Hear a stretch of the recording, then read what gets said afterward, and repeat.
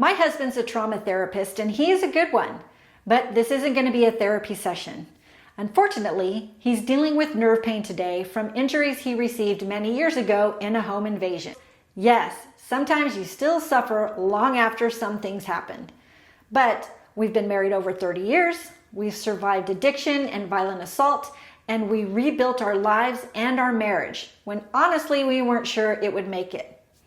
We're here to share what we've learned, not to treat you. So welcome, seekers.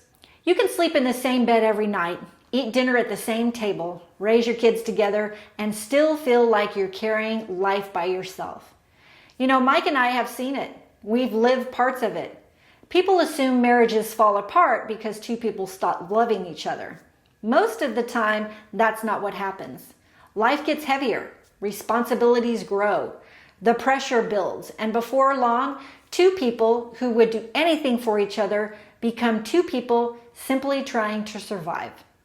They're still committed, they're still faithful, they still show up, but they're no longer in life together. They're in it beside each other, and there's a difference. Pressure changes people before it changes marriages. It changes how you think, how you respond, how much patience you have left at the end of the day, how available you are emotionally. It doesn't announce itself, it just slowly becomes a way that you live. You stop talking about things except for schedules, bills, kids, work, and everything that has to get done. You're communicating all day long, but very little of it is actually about you two. Somewhere along the path, the relationship becomes another responsibility to manage instead of a place where both of you can catch your breath. That's a lonely place to be, even when you're not alone. You see, like my husband, most men respond to pressure by trying to solve it. Something breaks, they fix it. Money gets tight, they work longer. Life gets harder, they take on more. I remember a time where Mike was working so hard to protect our family that he unintentionally became harder to reach. His body was sitting in the room, but his mind was on payroll, clients, bills, tomorrow's problems. He believed he was taking care of the family, but I needed something different. I needed to know I hadn't lost my husband while he was trying to protect our future. That was something we had to learn the hard way. Now, us women, we handle pressure differently. We notice when conversations get shorter and when our husbands seem somewhere else, when dinner gets quieter and everyone's exhausted. Then we quietly just add on more to ourselves. We protect the family, the atmosphere, and everyone else's needs. We don't want to become one more thing that he has to deal with. So both people are trying to protect each other and neither person feels protected. And that's how the distance begins. That's one of the real issues. Pressure doesn't usually destroy connection. Silence does. The couples who stay connected don't have easier lives. They're the ones who refuse to suffer in silence. They say, "Work's been getting to me. I'm carrying more than I realized. I'm not upset with you. I'm just running low." Your spouse can't help you carry a weight that they don't even know exists.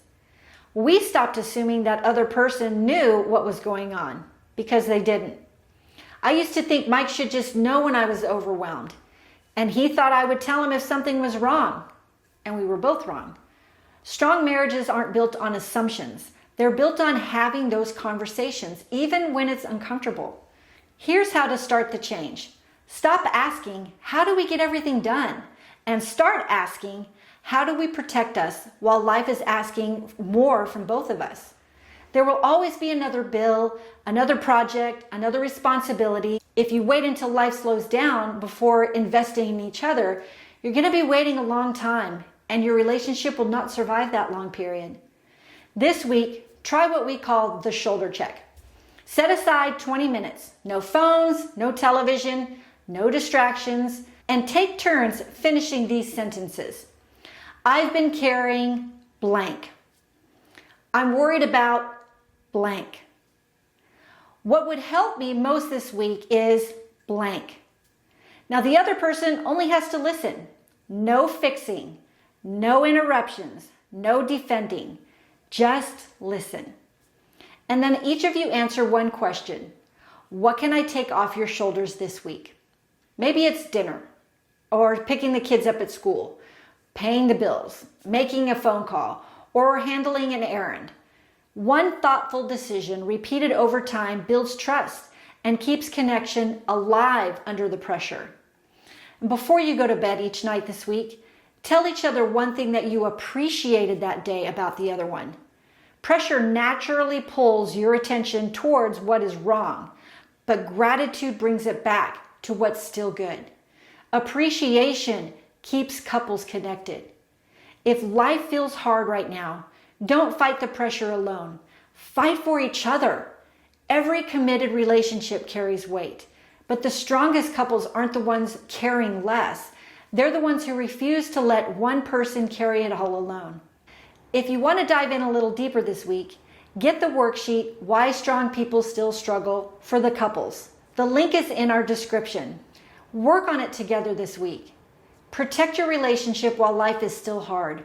And remember to stand firm and never surrender. Until next time, see ya.